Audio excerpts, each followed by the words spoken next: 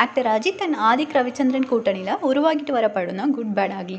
இந்த படத்தோட ஷூட்டிங் இப்போ ஹைதராபாத்தில் நடந்துட்டு வருது. ஹைதராபாத்தில் அன்னபூர்ணா ஸ்டுடியோவில் ஆக்டர் அஜித்தோட மாஸ் இன்ட்ரோ பாடலுக்கான ஷூட்டிங் நடந்துட்டு வருது. இந்த நிலையில நடிகர் அஜித்தோட குட் பேட் அக்லி படத்தில் பிரபல மலையாள நடிகர் நஸ்லன் இணைஞ்சதா கூறப்பட்டுச்சு.